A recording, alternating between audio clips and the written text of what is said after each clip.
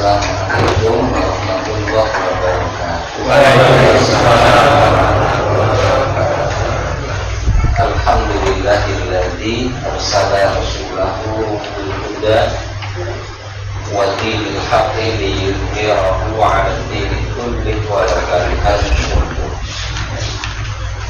Asyhadu an la ilaha illallah wa asyhadu anna Muhammadar Rasulullah. Allahumma sholli ala nabiyyina Muhammadin wa ala alihi wa ashabihi ajma'in.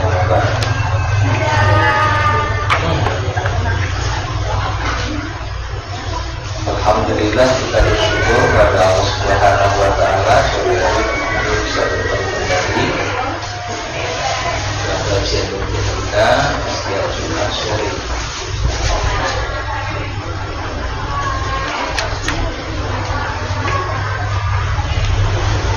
Ada yang mau disampaikan terlebih dahulu?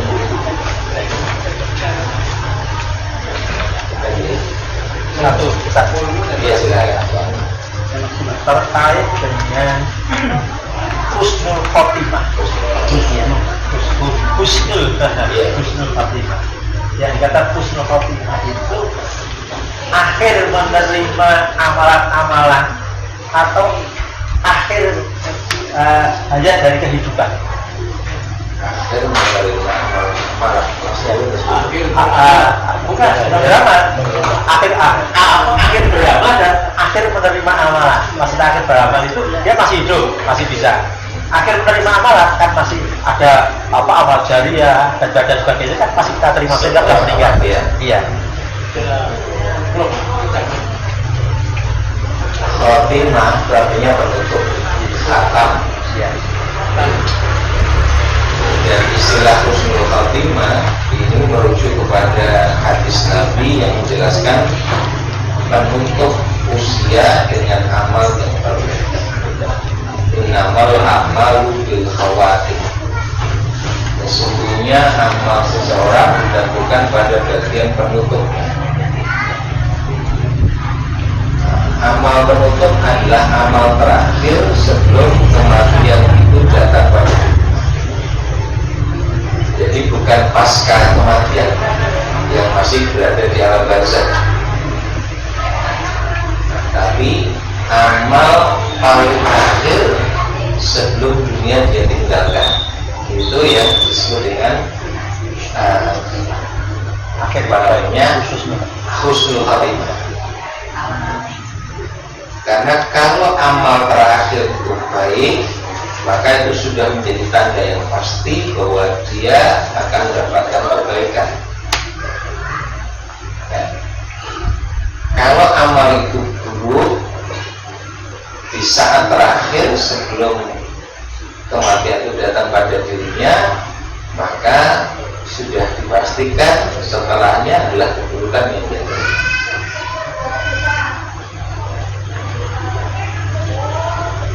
Mungkin yang dipikirkan adalah bukankah setelah kematian ada fase barzakh yang memungkinkan pahala bertambah, bisa diampuni. Hanya secara umum, kalau akhir kehidupan seorang itu buruk, itu berarti mau ngadep. Itu berarti orang yang memang kualitasnya buruk, karena Allah memberitahukan pada bagian penutup amalnya. Dan kalau orang itu menutup kehidupannya itu dengan amal keburukan, ya, karena yang itu menjadi tanda bahwa dia orang yang kualitasnya yang buruk, itu secara umum ya sekarang berarti Allah. Yang akan memintakan ampunan siapa? Ya. Maka pada fase berikutnya di alam barzakh pun peluang itu tidak dia dapatkan juga, penambahan pahala atau pengurangan dosa, sebab dia mengakhir amal sehingga mengakhiri kemungkinan lain ada perilaku lahiriah yang tampak baik, tapi penutup usianya yang melakukan keburukan, sehingga dengan kebaikan-kebaikan yang dilakukan selama hidup itu usia itu menyebabkan amal buruk. Tidak semua orang juga tahu. Satu dua orang mungkin ngerti, tapi banyak orang tidak ngerti. Taunya rekam jejak hidupnya bagus, tapi di penutup usianya kok nggak baik.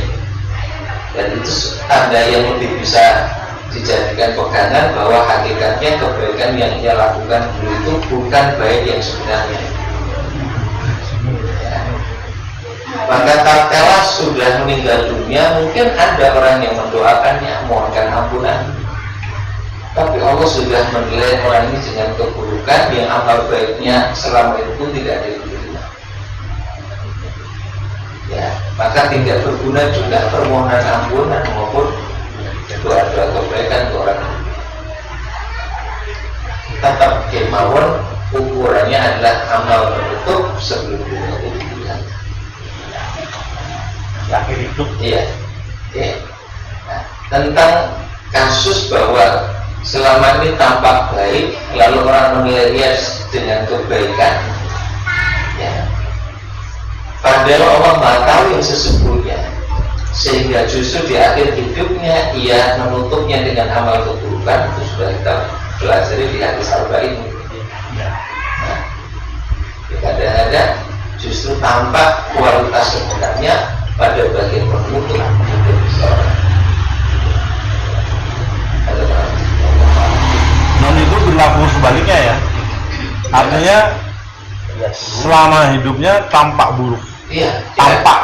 Iya. Tapi yang sebenarnya dia melakukan amal-amal tersembunyi yang kita tidak tahu. Iya. Sehingga di akhirnya Itu di hadisnya juga disebutkan. Ya sini Ya. ya Yang amal yang dia lakukan adalah amal ahli neraka, ya ya. Tapi kan di akhir hidupnya ternyata kebaikan yang dia lakukan. Karena Allah tidak menunjukkan hal-hal yang kita tidak ketahui, bahwa selama ini ia berbuat dosa itu tidak dengan kerelaan sepenuhnya. Dia berjuang habis-habisan untuk berhenti dari dosanya, itu kita nggak ngerti. Oh kira cerita jenengan. Dia berupaya untuk melakukan itu dengan dirinya sendiri, dan ia jujur, maka Allah akan sampaikan pada penuntut yang terbaik yang menjadi perkara Allah ampun yang sudah dilakukan.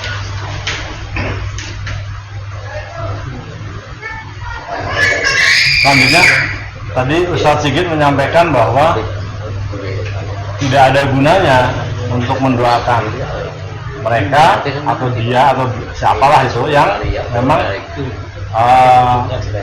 berakhir buruk atau mungkin yang jelas katakanlah kafir gitu ya. Nah, kan bisa tetangga kita kafir atau saudara kita gitu kan bisa. Berarti kalau tidak ada gunanya kita nggak perlu mendoakan. Gimana? Disebut tidak ada gunanya itu Allah memberitahukan kualitas yang sebenarnya pada akhir kehidupannya. Ya. Ya. Apa yang tampak baik selama hidup ini ternyata sesuatu yang bisa jadi tidak Allah terima, karena bisa jadi selama ini hanya riya saja. Ya. Ya.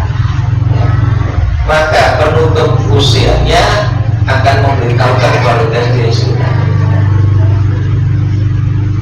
Itu artinya dia tidak ada iman kepada Allah, tidak pernah berharap pahala dari Allah. Itu kan artinya apa yang diharapkan hanyalah balasan dari manusia. Jadi bagaimana mungkin dimintakan balasan dari Allah, dia sendiri nggak berharap kok. Jadi bagaimana dia mengharapkan husnul khotimah? Iya. Dia sendiri berharap. Dia sendiri berharap pada manusia, bukan pada Allah. Ya. Bagaimana mungkin Allah ngasih, dia sendiri nggak berharap. Selama ini harapannya kepada manusia. Itu seperti yang tiga orang. Iya. Iya, tiga orang yang Jihad, berinfak, zakat Quran itu. akhirnya masuk neraka. Neraka jahanam. Wah, ini biaya Pak Iman. Ya itu harus Tiga kali itu beda ya. artinya kalau sudah kita tahu begini tidak perlu kita doakan toh. Kita nggak ngerti kondisi sesungguhnya. Kalau doakan nggak masuk. Saya juga nggak Ora jadi. Kita hanya menilai lahiriahnya saja. Dan terserah dosa penilaian menurut Allah yang kalian bagi Allah. Ya ada punya uang bunga tuh ribuan kali, jutaan kali. Kalau sudah saya terima, tapi karena kita tahu orang begitu dong, kita hanya beramal sesuai dengan pengetahuan kita. Itu termasuk doanya anak kepada orang tua. Iya. Ya kita mendoakan sebagai anak, sebagai bakti pada orang tua. Walaupun orang tuanya pemabuk. Sing nopo nang Gusti Allah wis monggo kersa dosa. Tuntutan Allah atas diri kita yang beramal sesuai dengan yang Allah perintahkan.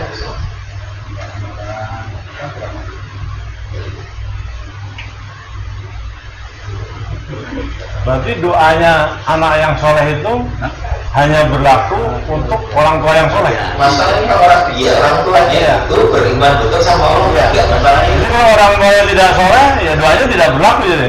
Punya iman nggak masalah. Iya. Yang paling pokok. Syahadat ternyata. Selain sepanjang asal bisa dipastikan iman tauhid yang bersih dari kesyirikan, masih mungkin dosanya diampuni. Karena doa anak. Masih mungkin dapat tambahan kebaikan. Maka kuncinya kan tauhid memang. Iya. Cuman kalau dalam contoh kan tidak pernah berharap balasan dari Allah, itu akhirnya tanda nggak ada iman.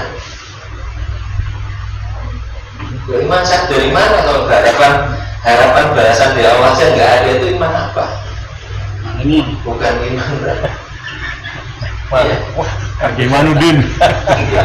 Tanda-tanda husnul khotimah kalau kita kadang-kadang melayat itu mendoakan semoga husnul khotimah itu betul atau enggak? Waktu masih hidup, secara umum kan Sudah berakhir kok masih. paham Pak dia. Oke, yang kita lakukan kan tadi hanya dalam batas-batas pengetahuan kita. Nek ngerti kuki wongi lah, untuk Islam mari paham. Kalau saya orang ini orang yang soleh, yang mudah-mudahan amal baiknya diterima. Oke. Dia husnul khotimah atau tidak, ya kita hanya bisa berharap dan harapan itu diungkapkan dalam doa itu. Kau ya setan itu husnul khotimah. Ini mestinya itu sudah lah. Tanda-tandanya ada nggak? Oh ya terus sih.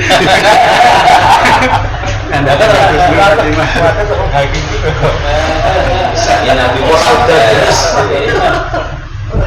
misal umpamanya Nabi bersabda, man akhiru kalamihi la ilaha illallah wala jannah. Dan siapa yang akhir kalimatnya sebelum dia meninggalkan dunia adalah la ilaha illallah, termasuklah ia ke dalam surga. Itu sudah satu tanda. Kalau akhir hidupnya dia mengucapkan kalimat tauhid, akan itu sudah. Dan yang selaras dengan kalimat tauhid ini, apakah sedang sholat, apakah sedang baca Quran dan sebagainya. Utsman bin Affan sedang baca Quran dibunuh orang. Umar bin Khattab sedang mengimami sholat dibunuh orang di belakang. Itu sedang sholat. Semua selaras dengan kalimat tauhid ini menjadi tanda ya. Bukan dibunuh orangnya, tapi sedang sholat. Bukan ditabrakan, tapi saat tabrakan itu apa yang dia ucapkan, apa yang dia lakukan. Karena kadang-kadang kita salah melihat pada sisi tabrakannya, pada sisi dibunuh orangnya, bukan. Tapi saat dia ngalami itu, yang dia ucapkan apa, yang dia lakukan apa, benar mungkin. Okay. Nah, ada pun tanda-tanda lahiriah itu hanya beberapa keterangan, sifatnya pengalaman. Ya. Tapi saya coba belum ketemu dalil naklinya ya, misalnya ketika Allah sakaratul maut itu berbeda, misalnya dalilnya itu, saya belum tahu tuh dalil naklinya. Tapi beberapa keterangan mengatakan seperti itu. yang pasti ucapan kalimat tauhid atau amal-amal yang selaras dengan ketauhidan itu tanda yang pasti yang khusus. Termasuk meninggal jenazahnya tersenyum gitu ya. Ya. Itu bukan ukuran ya. Kan sering tidak ada jalur kaki tentang ya. Menengok ke kanan. Tapi kalau penggali kubur itu Pak, dia bisa memahami seperti baunya gejala alam. Itu kan yang saya sebut dari pengalaman ya, tidak tahu dalil nakli secara pasti untuk memastikan itu mati dalam keadaan yang baik. Itu kan rumongso. Mengrumongso. Tapi kalau merujuk yang betul yang pasti dari dalil ya kalimat tauhid itu atau yang selaras dengan makna kalimat tauhid itu. Ya, kita melakukan ketaatan selalu. Kalau soal jika mau ucapkan jawabannya didatangi orang yang mirip orang tuanya dan merayu itu hanya cerita. Sing jadi kau sudah. Itu lazim.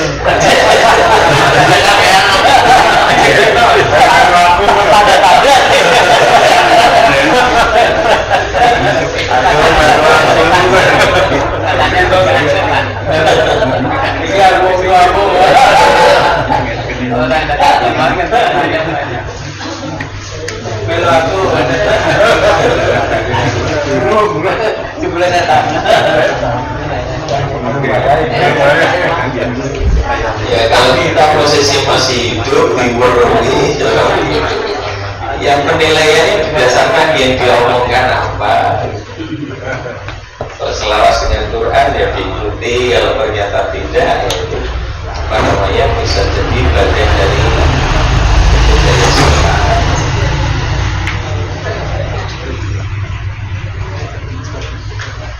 Ya, dimungkinkan orang ditemui karena beberapa riwayat sahih juga menunjukkan setan jin itu bisa menyerupakan ya menjadi sosok manusia.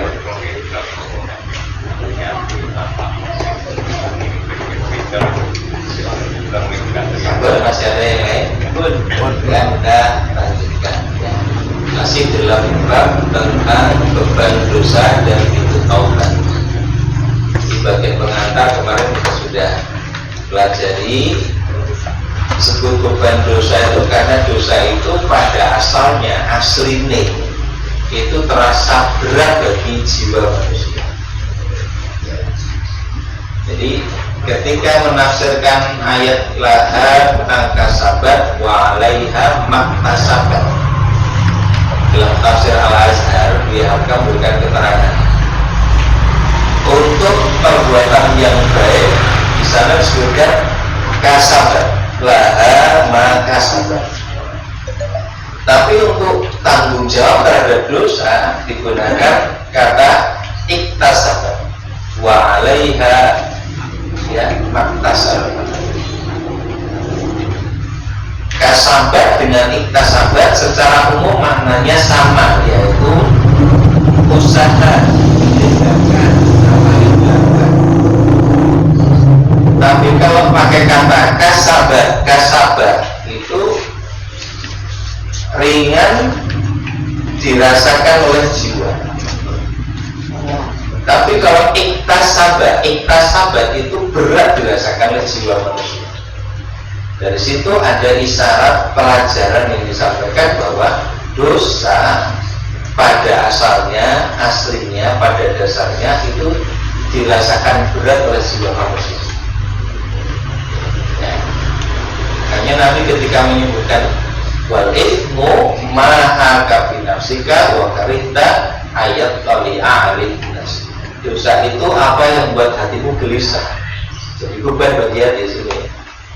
Wa karihta ayat tali'a alaihi nas, kamu takut kalau ketahuan orang lain.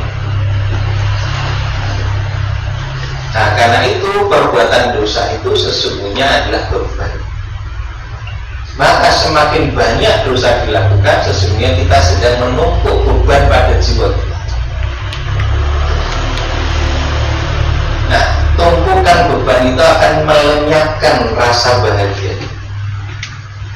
seneng terus pundi wong kabutan dosa. Ya. Bisa jadi lahiriahnya ada tumpukan harta yang dia miliki, kedudukan tinggi yang dia capai, popularitas yang sangat luas. Tapi entoknya yang bodoh soalnya tidak akan pernah bahagia dengan Gusti, karena dia sedang menumpuk beban yang sangat banyak bagi jiwa sendiri. Nah, maka kepada orang yang demikian itulah Allah menyeru agar bertobat kepada Allah, mohon ampunan kepada Allah, dan Allah menjanjikan penerimaan pertobatan bagi siapapun dari hamba-hambanya yang telah melampaui batas dalam banyaknya dosa yang dilakukan. Di ayat 53 surat Az-Zumar, surat ketiga surga. Qul ya ibadiyalladzina asrafu ala anfusihim la taqnatu min rahmatillah. Wahai hamba-hambaku yang melampaui batas, jangan kamu berputus asa dari rahmat Allah. Innallaha yaghfiru dzunuba jami'a. Sesungguhnya Allah mengampuni semua dosa. Nah, perlu dimotivasi karena beban dosa itu bisa melemahkan sampai menghilangkan harapan untuk mendapatkan ampunan. Dalam bahasa kita itu sering diungkapkan, nek koyo aku iki koyo tiap pulau dosa itu kakek. Merasa banyak dosa, kemudian merasa tidak layak untuk dapat ampunan. Nah, Allah memberitahukan innallaha yaghfiru dzunuba jami'a, Allah ampuni semua dosa, agar ada celah harapan yang terbuka, karena sempat tertekan betul oleh banyaknya dosa. Dengan rahmatnya, kasih sayangnya Allah beritahukan bahwa diampuni semua dosa. Innallaha yaghfiru dzunuba jami'a.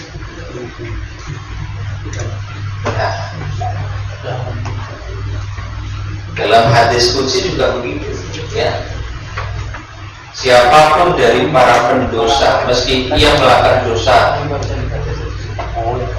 sepenuh bumi, kan gitu, asal ia mau datang kepadaku, ya, untuk memohon ampunan, bertobat dengan sungguh-sungguh, aku akan temui ia dengan membawa maghfiratan, ampunan sebesar itu pula.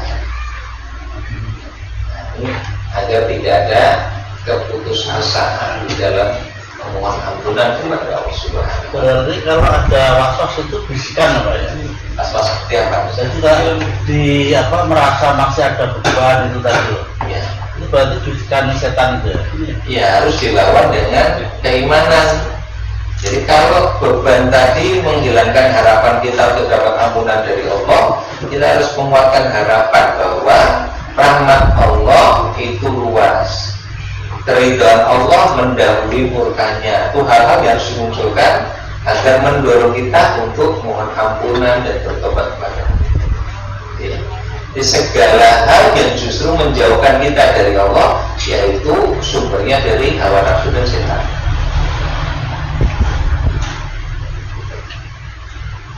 Baik, pada bagian berikutnya ini hanya kita baca, nanti kita berikan komentar seperlunya, karena ini merupakan kisah-kisah yang menjadi contoh yang coba diungkap berkenaan dengan orang-orang yang bertobat dari dosa,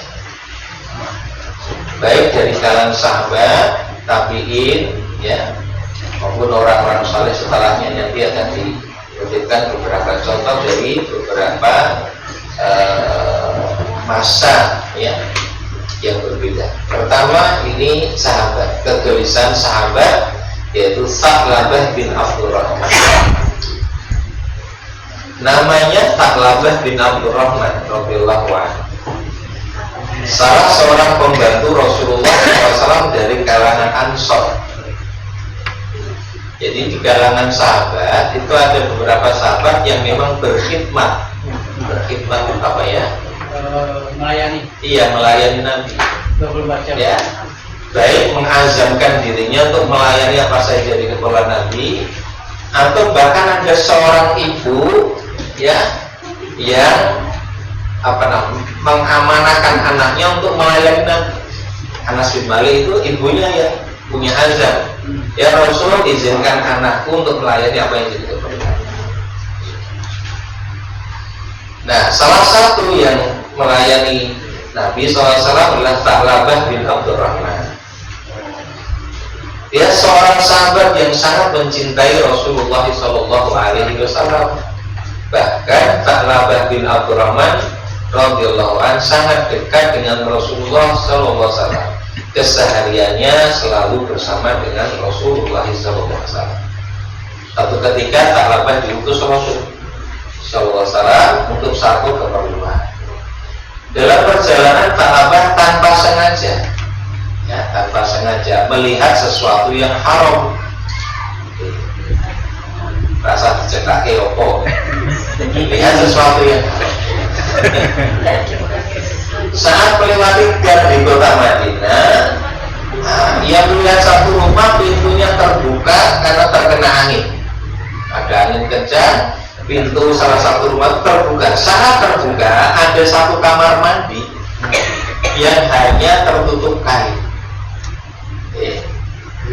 Angin yang menerpa kain menjadikan tersingkap seorang wanita sedang mandi. Semeriwing. Satu jabat ya melahirkan. Coba tinggi. Ucapannya astagfirullah apa alhamdulillah. Vitamin.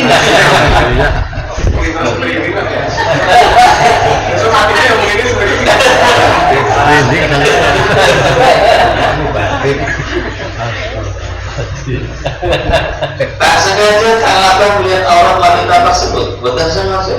Ya. Lantas dia mengucap istighfar dan menutup matanya. Ya. Menutup matanya. Kejadian tersebut membuatnya takut kembali pada Rasulullah dan disin ketemu juga. Ya. Ini pengaruh kecintaan dan kedekatannya dengan Nabi, sehingga melakukan satu kesalahan walaupun nggak sengaja sebetulnya. Itu sudah merasa nggak layak dekat dengan Nabi, nggak layak ketemu dengan Nabi. Kita bisa melihat kebersihan hati Tha'labah seperti itu. Ia merasa berdosa dan telah melakukan perbuatan maksiat. Ia nangis, tidak berani pulang. Untuk menebus dosa dalam persepsian dosa, ya. Rasa takut dan bersalahnya Tha'labah pergi menyendiri ke atas gunung yang terletak di antara kota Makkah dan Madinah. Di atas gunung Tha'labah terus nangis, menyesali perbuatan maksiat yang telah dilakukan sambil mohon ampunan dan bertobat pada Allah. Sampai berhari-hari Tha'labah tidak menampakkan diri, sedangkan sahabat-sahabat yang lain tidak ada satupun yang tahu keberadaannya. Akhirnya Rasulullah SAW memerintahkan Sayyidina Umar bin Khattab dan Salman Al-Farisi untuk mencari Tha'labah bin Abdurrahman di sekitar kota Madinah bersama sahabat yang lain.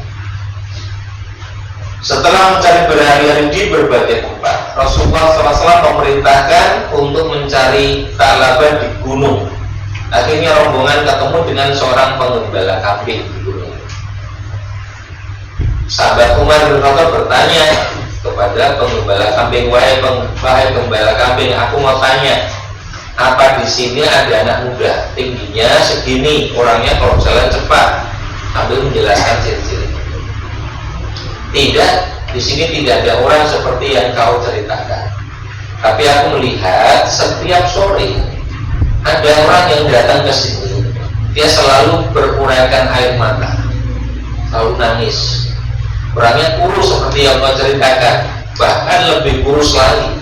Kalau jalan memang cepat, tapi tidak riang, orangnya sering nangis. Keterangan penggembala tadi. Awalnya ragu dengan sosok yang diceritakan, sebab Tha'labah bin Abdurrahman orang yang riang, tapi kenapa dia suka menangis? Baik, aku akan tunggu anak tersebut, barangkali dia yang ku cari, kata Umar. Penggembala itu berkata, kalau kau tunggu di sini, tidak akan turun, sebab dia berada di atas bukit. Dia takut dengan manusia, dia turun ke sini hanya kalau ada aku saja. Dia turun, kemudian aku beri segelas susu, kemudian dia naik lagi ke atas. Penggembala kami itu minta rombongan sahabat Umar untuk sembunyi di balik bebatuan. Menjelang maghrib, sosok anak muda yang dicari akhirnya turun, ya, turun dari atas bukit. Setelah turun, anak muda tersebut mendekati penggembala kambing, diberi segelas susu, kemudian meminumnya. Saat hendak naik kembali ke atas, ya, ke atas bukit, rombongan sahabat Umar mengejar, menghentikan langkahnya. Setelah dialog agak lama, akhirnya sahabat Umar bin Khattab membawanya pulang. Badannya kurus, tidak terurus, ya. Rasa tulangnya kancane ra mesti kok. Semua ya. Kondisinya sakit cukup parah. Sampai di rumah, ya, sakit Tha'labah makin parah. Setelah mendengar kabar Tha'labah dalam kondisi sakit cukup parah, Rasulullah SAW mendatangi rumahnya, dijenguk Rasulullah. Sesampainya Rasulullah mengucapkan salam, setelah itu meletakkan kepala Tha'labah di pangkuannya. Ya, di pangkuan lagi Nabi kepala Tha'labah. Ya Rasulullah, sungguh kepala ini tidak pantas di pangkuanmu yang suci, masih merasa kotor. Sungguh kepala ini tidak pantas di pangkuanmu yang suci ya Rasulullah. Berkali-kali. Akhirnya Rasulullah SAW bertanya apa yang sebenarnya terjadi. Kemudian Tha'labah cerita kejadian yang dialami, bahwa ia melihat sesuatu yang diharamkan tanpa sengaja melihat orang wanita yang sedang mandi. Akhirnya Rasulullah beritahukan Tha'labah Allah Maha Pengampun dan mengampuni dosa-dosanya. Karena sakitnya cukup berat, akhirnya Tha'labah bin Abdurrahman dituntun oleh Rasulullah mengucapkan 2 kalimat syahadat. Ditalqin, ya. Setelah wafat Rasulullah SAW turut memandikan, mengkafani, mensolatkan hingga mengantarkan jenazah. Ini kisah Tha'labah. Ya, Rasulullah SAW menyebutkan kepergiannya, banyak malaikat mendoakan dan mengantarkan jenazahnya ke liang kubur. Ya, Rasulullah mengatakan ini yang mendoakan para malaikat banyak sekali, ya, dan juga mengantarkan jenazahnya untuk dimakamkan. Ya, ini kadang-kadang kita bandingkan dengan pribadi Tha'labah ya jauh sekali. Bayangkan gimana? Pengen main. Malah gambar. Kapan lagi katanya? Kapan lagi? Lalu secara malu. Besok lewat gunung deh. Di titeni. Jasiro. Sumber inspirasi. Biasanya yang ini kecil, biasanya yang ini. Baik, jadi kisah ini menjadi iktibar, ya, menjadi wasilah untuk mengambil pelajaran bagaimana seseorang yang menjaga dirinya dari berbuat dosa, bertobat dengan sungguh-sungguh. Coba tadi seperti disampaikan Pak Umar, ya, pada akhirnya seperti apa? Husnul Khotimah. Lindungannya orang menungso, malaikat banyak sekali, dan sampai diantarkan jenazah. Ini kan buah dari taubatnya, ya, buah dari rasa bersalah, kemudian dia menyendiri untuk terus mohon ampunan pada Allah. Bahkan sebelum dunia dia tinggalkan, Allah beri kemuliaan apa? Di bangku Nabi, kepalanya dibangku oleh Nabi SAW. Dan sudah dikasih kabar gembira oleh Rasul bahwa dosamu telah diampuni Allah. Luar senang banget. Dan betul-betul akhirnya wafat, dan kewafatannya didoakan oleh banyak sekali malaikat, dihantarkan juga sampai dia dimakamkan. Ini kemuliaan dia dicapai dengan pertobatan yang sungguh-sungguh. Nah, tentu dinukilkannya agar kita punya motivasi untuk bertobat.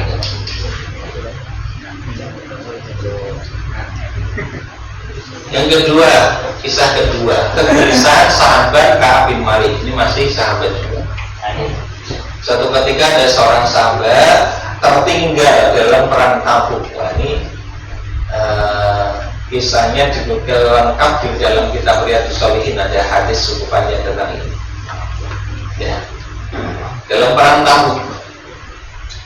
Dia tertinggal, tertinggal itu artinya tidak mengikuti, sampai tidak mengikuti perang Tabuk, padahal harusnya itu. Namanya Ka'ab bin Malik radhiyallahu anhu bersama dua orang lainnya, Murarah bin Rabi dan Hilal bin Umayyah, ada 3 sahabat yang tidak ikut. Padahal sebetulnya ada alasan yang bisa dibenarkan untuk tidak ikut perang pada 3 sahabat itu. Ia selalu mengikuti setiap peperangan bersama Rasulullah. Artinya sebelum perang Tabuk, peperangan apapun itu dia selalu ikut. Abdullah bin Ka'ab bin Malik radhiyallahu anhu, salah seorang putranya, anak dari Ka'ab bin Malik, menceritakan apa yang diungkapkan oleh ayahnya tersebut. Disampaikan oleh putranya Ka'ab bin Malik. Ya. Gimana ayahnya cerita kepada dia? Aku tidak pernah ketinggalan dalam peperangan yang dilaksanakan oleh Rasulullah SAW dan kaum muslimin, kecuali dalam perang Tabuk, juga dalam perang Badar. Hanya kalau dalam perang Badar itu tidak ada seorang pun yang dicela lantaran tidak ikut dalam perang Badar ini, karena saat itu Rasulullah keluarnya tidak untuk tujuan perang. Perang Badar itu kan sebetulnya tidak untuk perang, tapi untuk mencegah kafilah gagal. Ya. Hanya apa yang terjadi itu di luar di luar kehendak mereka, tapi kehendak Allah Subhanahu Wa Taala yang memaksa mereka harus berperang. Sehingga kalau tidak itu tidak ada yang dicela dalam perang Badar itu, ya, karena sebenarnya hanya untuk menghadang kafilah dagang orang-orang Quraisy, sampai akhirnya Allah menghadapkan mereka dengan musuh tanpa ada rencana terlebih dahulu. Tapi perang Tabuk itu jelas sejak awal disampaikan sebagai peperangan yang semestinya orang yang tidak punya udzur mestinya ikut. Nah, tapi aku tidak ikut, enggak, Abdul Malik. Aku hadir bersama Rasulullah pada malam Aqabah ketika kami mengingat janji di atas Islam, dan aku tidak lebih suka sekiranya kehadiranku saat itu diganti dengan kehadiran dalam perang Badar, sekalipun perang Badar lebih diingat orang daripada peristiwa tersebut. Artinya ini kejadian yang sangat berharga bagi Ka'ab bin Malik saat ia berbaiat kepada Rasulullah. Di antara kisahku ketika absen dari Rasulullah SAW dalam perang Tabuk, sesungguhnya ini cerita Ka'ab bin Malik, kondisiku tidak sekuat dan sebaik ketika absen dalam peperangan itu. Di saat itu sesungguhnya kondisi fisikku sangat kuat, dalam kondisi yang sangat baik. Ya, dia tidak menegaskan sebetulnya tidak ada alasan untuk tidak ikut.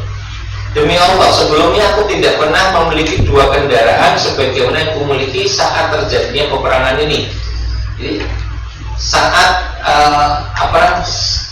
mau perang Tabuk itu aku justru sudah sangat siap secara fisik maupun persiapan yang lain termasuk kendaraan. Ada 2 kendaraan yang aku miliki. Rasulullah SAW setiap menghendaki satu peperangan biasanya pasti menyamarkannya dengan hal lain kecuali ketika terjadinya peperangan ini. Untuk perang Tabuk itu Nabi terus terang mengatakan akan berperang. Biasanya menyamarkan dengan hal yang lain baru diberitahukan kemudian. Tapi kalau perang Tabuk sejak awal sudah diberitahukan akan melakukan peperangan. Rasulullah SAW berperang saat cuaca sangat panas. Nah, ini kondisi-kondisi yang di sini nanti cobaannya ujiannya. Nah, perang Tabuk itu terjadi saat cuaca sangat panas, menempuh perjalanan panjang, melewati padang pasir yang tidak berair. Ya, saya bayangkan rekasan ini. Ya, cuacanya sangat panas, perjalanan yang panjang, harus melewati padang pasir yang tidak akan ketemu air, menghadapi musuh yang jumlahnya besar. Oke. Beliau jelaskan pada kaum muslimin tentang keadaan yang mereka hadapi agar membuat persiapan yang memadai untuk peperangan. Jadi ini kenapa berbeda dari peperangan sebelumnya sampai Rasul harus berterus terang, ini berat sekali. Ya, bahkan dengan keterangan ini Nabi berharap mereka lebih sungguh-sungguh dalam mempersiapkannya. Beliau kabarkan pada mereka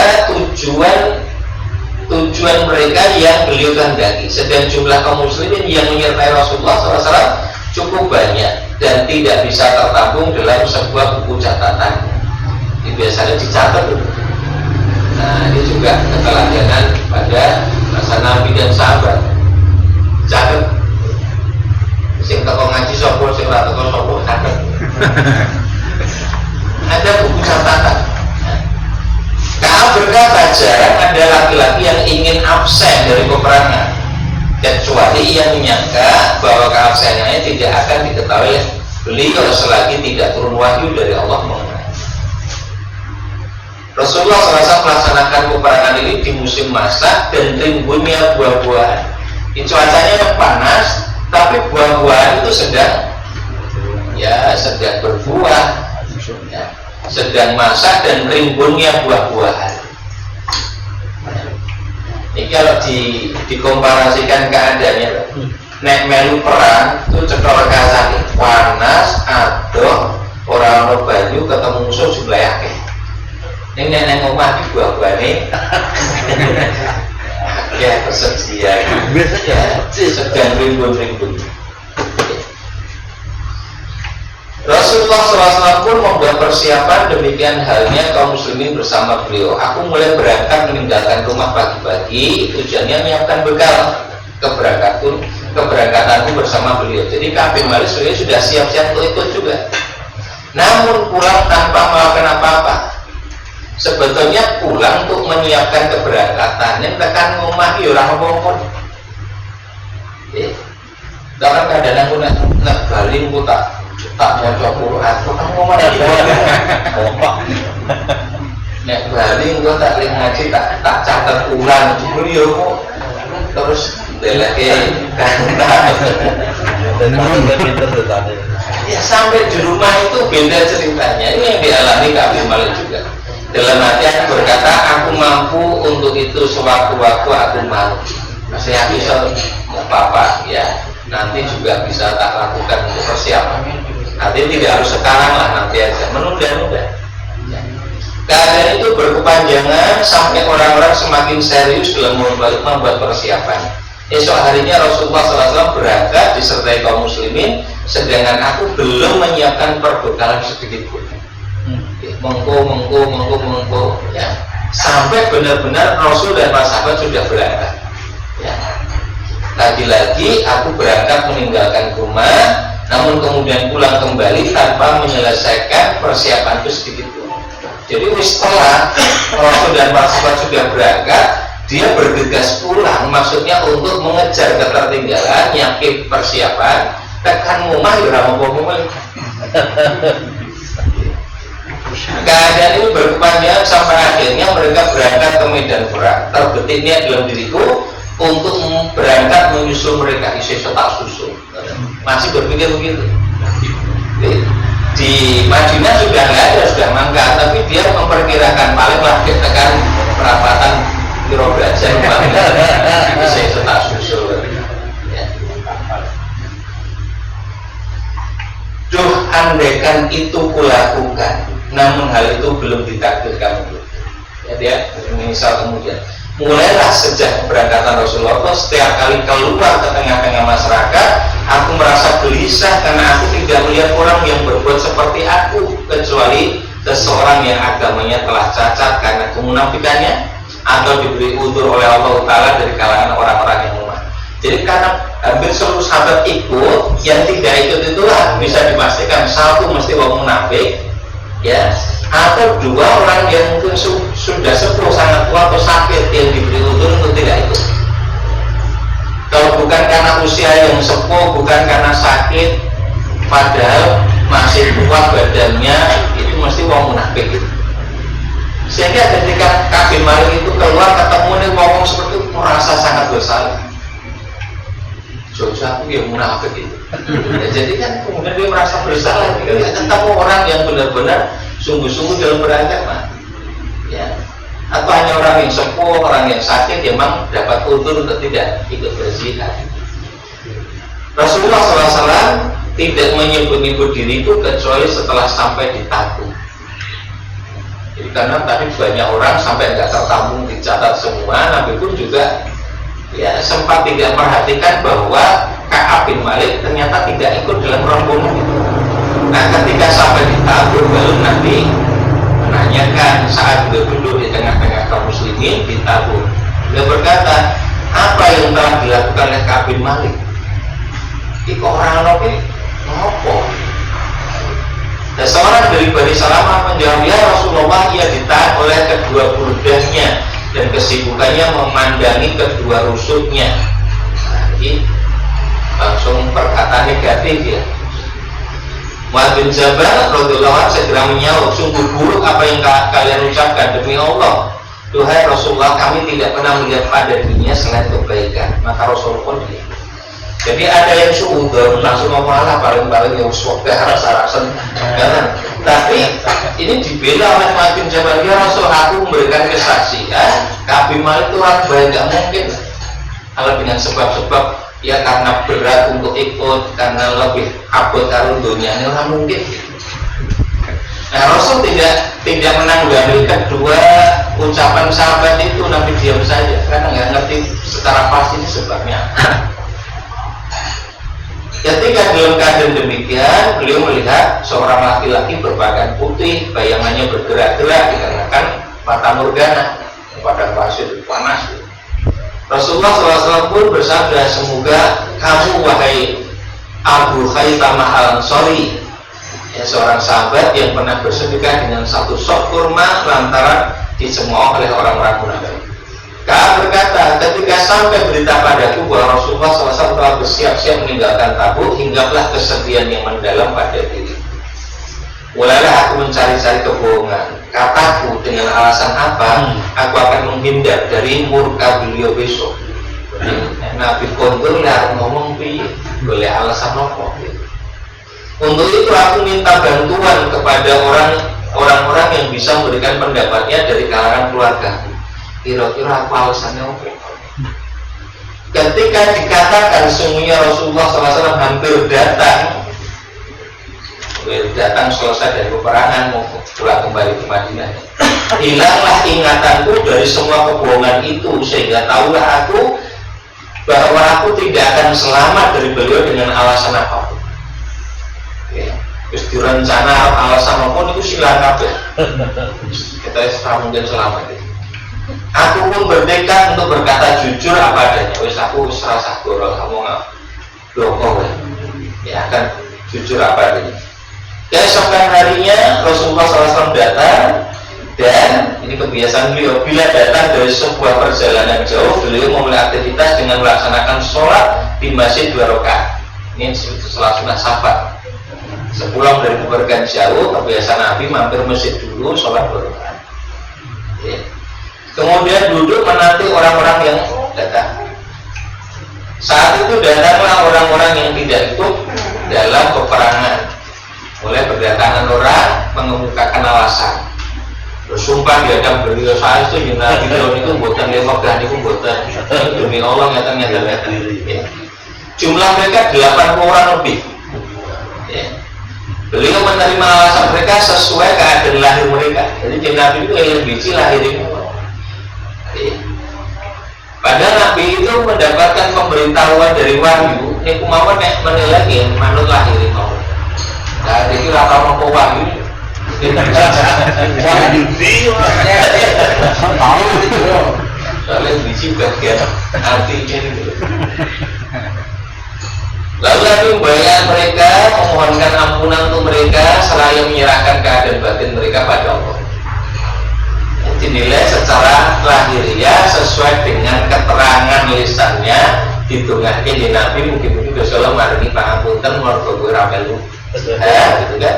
Urusan batinnya dikembalikan pada Allah. Akhirnya datanglah giliranku, itu Ka'ab bin Malik. Datang giliranku menghadap Nabi untuk menyampaikan keterangan. Ketika aku mengucapkan salam, beliau tersenyum dengan senyum kemarahan. Nah, saya praktek ya, besok yang musuh. Beliau berkata, kemarilah. Aku pun berjalan mendekat, kemudian duduk di hadapan beliau. Beliau bertanya, apa yang membuat maaf saya? Orang lalu ngomong, bukankah kamu telah membeli kendaraan? Kan siap-siap bersama kendaraan nih. Aku jawab, ya Rasulullah, demi Allah, sungguh andai kata aku duduk di hadapan orang lain dari penduduk dunia dunia ini, aku yakin bisa keluar dari kemarahannya dengan beralasan. Karena aku telah dikaruniai kepandaian berdebat. DKP Malik. Jadi ini kon gawe alasan bisa waktu itu mahir dalam berdebat. Ya, seandainya yang aku hadapi bukan engkau. Tapi demi Allah aku tahu jika aku bisa berbicara dusta kepadamu hari ini, sehingga engkau rindu kepadaku, niscaya tak lama Allah akan menjadikan dirimu murka. Maksudnya mesti bersilahkan memberitahu melalui wahyu. Namun jika aku berbicara kepadamu dengan jujur, aku sungguh berharap akibat yang baik dari sisi Allah. Jangan mungkin bukan yang Nabi neng pulau ngajeng-ngajeng rintan itu luar biasa ini. Demi Allah aku tidak punya alasan apapun. Demi Allah aku tidak pernah sekuat dan selapang keadaanku ketika absen darimu dari peperangan ini. Rasulullah SAW pun bersabda, sungguh ia telah berkata jujur. Berdirilah sampai Allah membuat keputusan untukmu. Terus ngatur kok. Ya. Nunggu Gusti Allah maringi keputusan terhadap keadaan. Beberapa orang dari Bani Salamah berjalan mengikuti aku. Mereka berkata padaku, demi Allah, kami tidak pernah melihatmu melakukan dosa sebelum ini. Selama ini kamu itu orang yang baik, ikut Nabi dalam perangan selalu, tidak pernah absen. Ini kenapa kamu selalu melakukan ini? Sungguh tidak seharusnya kamu tidak mau mengumumkan alasan kepada Rasulullah sebagaimana yang dilakukan oleh orang-orang lain yang absen di peperangan ini, karena dengan begitu dosamu akan terampuni dengan permohonan ampun dari Rasulullah untukmu. Jadi orang-orang jadi aku rasa jujur, kalau liane kayak itu nah itu disuwun ke pangkutan oleh Rasul kepada Allah kan. Demi Allah mereka terus mengecam nyalahke kafir Malik, sehingga terlintas keinginan pada diriku untuk kembali pada Rasulullah. Ini gue ya. Lantas mendustakan diriku. Aku pun bertanya pada mereka, adakah orang lain yang keadaannya seperti aku? Mereka jawab, ya ada 2 orang yang mengatakan ucapan seperti kamu. Lantas dijawab, seperti jawaban yang diberikan kepadamu juga. Ya, 2 orang yang dimaksudkan bukan ya, dua sahabat Nabi yang lain, Murarah bin Rabi dan Hilal bin Umayyah. Aku bertanya siapa mereka? Mereka jawab, Murarah bin Rabi al-Amri dan Hilal bin Umayyah al-Waqifi. Yang mereka sebutkan kepada itu 2 orang soleh yang pernah turut serta dalam perang Badar, ahli Badar. Ya. Pada diri keduanya terdapat keteladanan, maka aku tetap kukuh setelah mereka menyebutkan keduanya padaku. Oh iya, lo kancane kan teman. Kira sih kembali malah Yusuf aku jujur ya bisa. Karena ada 2 orang yang sama dengan keadaan dengan aku juga jujur kepada Rasul. Rasulullah SAW melarang orang-orang untuk berbicara kepada kami bertiga yang absen. Sudah dijawab. Orang-orang pun menjauhi kami atau ia bercerita sikap mereka terhadap kami berubah sampai-sampai dalam diriku terdapat perasaan terasing di tanah air. Seakan-akan Madinah bukan lagi tanah yang pernah kukenal. Cuma itu Madinah. Kami dalam keadaan seperti ini selama 50 hari. Para musuh di Norobino. 50 hari mehrom saji. Kedua sahabatku yang bisa bersedih, duduk di rumah sambil terus nangis.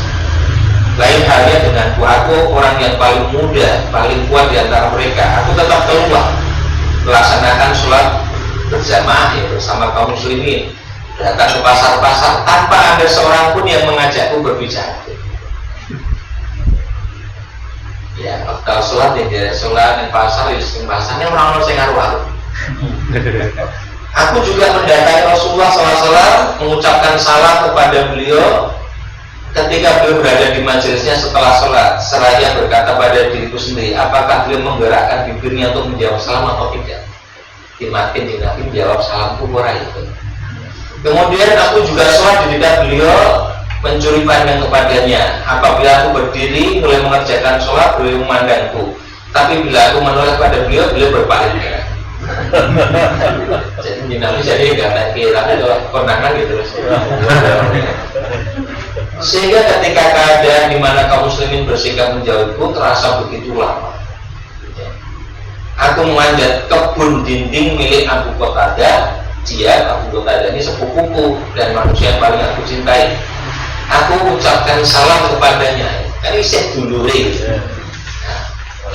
Cukup ilmu jawab salamku orang, tapi demi Allah dia tidak jawab salamku.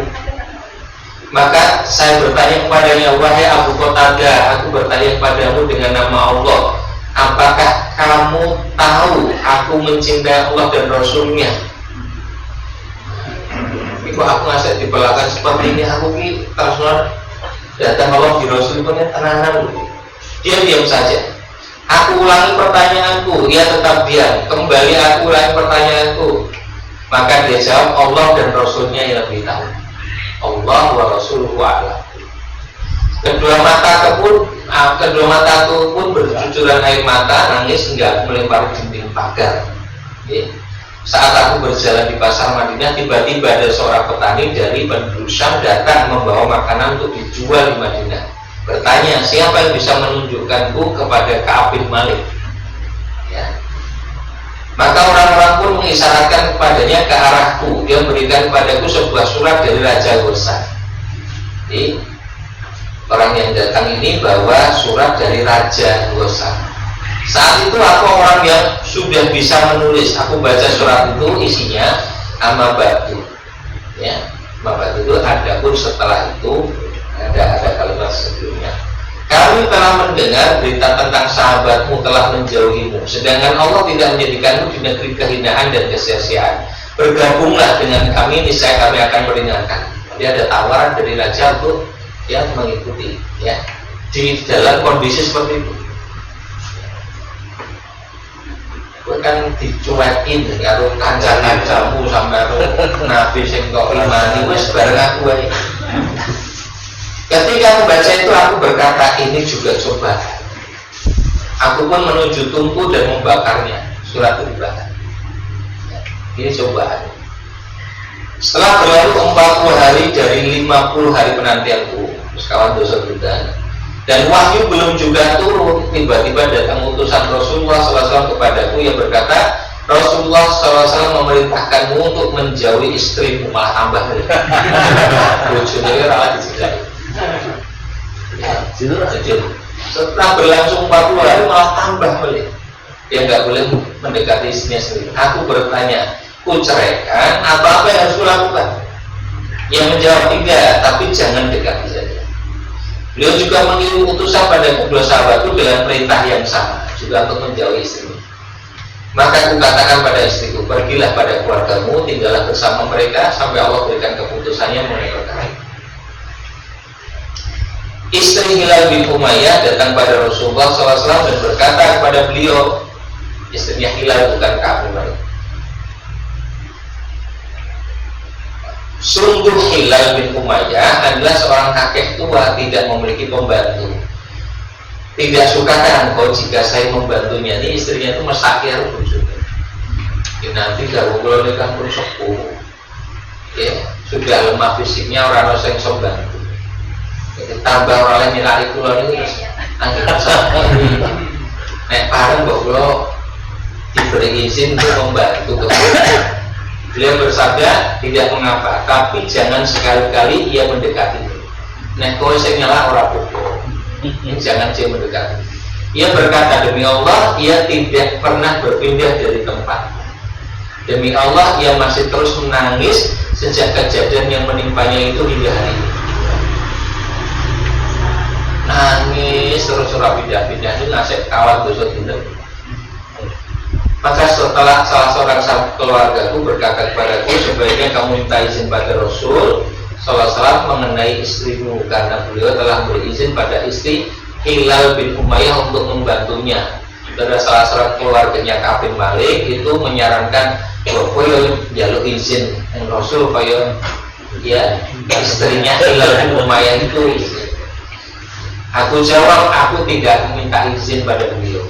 Bagaimana aku tahu apa yang akan diucapkan oleh Rasulullah jika aku minta izin pada beliau mengenai istriku, sedangkan aku adalah seorang laki-laki muda. Mungkin orang kaya Hilal sudah sempuh, itu saya tahu saya kuat. Aku tetap dalam keadaan begitu selama 10 hari. Dari 40 tadi kemudian 10 hari berikutnya tetap seperti itu. Sehingga genaplah 50 hari sejak diberlakukannya larangan berbicara dengan kamu. Aku melaksanakan sholat fajar pagi hari sesudah malam ke-50 di lantai salah satu rumah kami. Ketika saya duduk dalam keadaan seperti yang diceritakan oleh Allah mengenai keadaan kami dalam surat At-Taubah itu, di mana aku merasakan diri sempit, bumi juga terasa sempit, padahal begitu lapang. Aku mendengar suara seorang berteriak, ia memanjat bukit Sil, berteriak dengan suara keras, wahai Ka'ab bin Malik, bergembiralah. Setelah 50 hari. Aku pun tersungkur bersujud, aku tahu bahwa jalan keluar telah datang.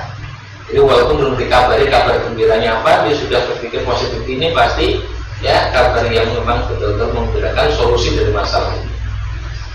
Rasulullah SAW telah mengumumkan kepada manusia mengenai taubat yang diberikan oleh Allah Subhanahu wa Ta'ala kepada kami pada saat sholat fajar, ya, sholat subuh. Datanglah orang-orang memberi kabar gembira kepada kita yang tadinya pada menjauhi pun berdatangan memberi ucapan selamat. Demikian pula orang-orang yang menyampaikan kabar gembira kepada kedua sahabat. Seseorang yang mengendari kuda datang dengan tergesa-gesa padaku, juga seseorang dari Bani Aslam berjalan tergesa-gesa ke arahku lalu manjat bukit. Ternyata suaraku datang lebih cepat daripada kuda. Begitu orang yang suaranya itu menyatu sampai di hadapanku, tanggalkan 2 bajuku, hadiahkan kepadanya. Aku senangnya dicopot lagi. Karena kabar gembira yang disampaikannya. Demi Allah, hari itu aku tidak punya baju selain kedua baju. Padahal dibahkan dia nih. Kemudian aku berangkat menuju Rasulullah SAW. Banyak orang secara berombongan memberi selamat kepada aku, selamat. Nah ini juga termasuk kebiasaan sahabatnya, jadi teladan bagi kita. Kalau ada hal yang mengembirakan dari teman kita, sahabat kita, kasih ucapan selamat. Berombongan berikan selamat padaku atas penerimaan taubat tersebut. Mereka mengatakan padaku, selamat berbahagia dengan taubat yang diberikan Allah kepadamu. Kemudian aku masuk di masjid. Di sana Rasulullah SAW sedang duduk dikelilingi oleh orang-orang. Talhah bin Ubaidillah pun berdiri, berjalan tergesa-gesa menyelamiku, mengucapkan kabar gembira padanya. Demi Allah, tidak ada seorang pun dari kalangan muhajirin yang berdiri selainnya. Maka Ka'ab tidak pernah melupakan apa yang dilakukan Talhah. Ka'ab berkata, ketika aku menyelami Rasulullah SAW, beliau berkata dengan wajah ceria karena gembira, berbahagialah di hari terbaik yang pernah kau lewati sejak kamu dilahirkan oleh ibumu. Aku pun bertanya, Rasulullah dari mana? Atau darimu atau dari si Allah? Beliau menjawab, tidak dariku, melainkan dari sisi Allah. Adalah biasa apabila bergembira Rasulullah SAW berbinar wajahnya hingga tampak seperti belahan bulan. Kami mengetahuinya dari itu. Ketika telah duduk di hadapan beliau, aku bertanya, ya Rasulullah, salah satu wujud taubatku adalah kuserahkan hartaku sebagai sedekah kepada Allah dan Rasulnya. Maka Rasulullah SAW bersabda, tahanlah sebagian hartamu untukmu, itu lebih baik.